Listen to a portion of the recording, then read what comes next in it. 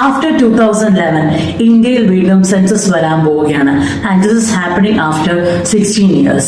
And census 2027 holds a lot of significant features. ഈ video ഇന്ന് അതിനെ പറ്റിയാണ് നമ്മൾ ഡിസ്കസ് ചെയ്യാൻ പോകുന്നത്. ഇന്ത്യയിലെ ഫസ്റ്റ് ടൈം ഡിജിറ്റൽ സെൻസസ് ആണ് census 2027. That means government open ആക്കിയ ഒരു ഓൺലൈൻ പോർട്ടൽ വഴി സിറ്റിസൺസിന് അവരുടെ ഡീറ്റെയിൽസ് രജിസ്റ്റർ ചെയ്യാൻ.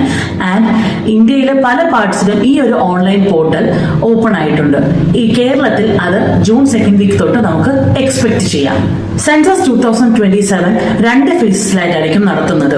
അതിൽ ഫസ്റ്റ് ഫേസിൽ വന്നിട്ട് house listing and house census ആണ് നടത്തുന്നത്.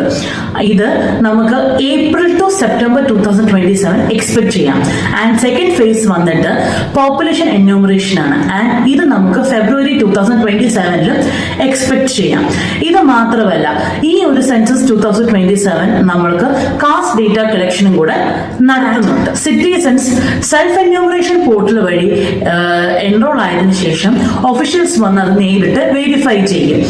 ആൻഡ് റിപ്പോർട്ട്സ് പ്രകാരം ഡോക്യുമെന്റ്സിനേക്കാൾ അവർ ഇമ്പോർട്ടൻസ് നൽകുന്നത് നമ്മൾ നൽകുന്ന ഇൻഫർമേഷൻസിനെയാണ്.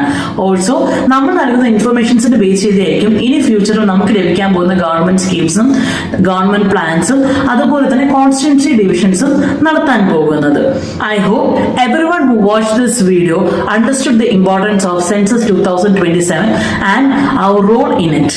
അപ്പോൾ നിങ്ങൾക്ക് ഈ വീഡിയോ ഇൻഫോർമേറ്റീവ് ആയി തോന്നിയെന്നുണ്ടെങ്കിൽ do share this video to others, and also if you like this video, do follow the channel for more contents. Bye.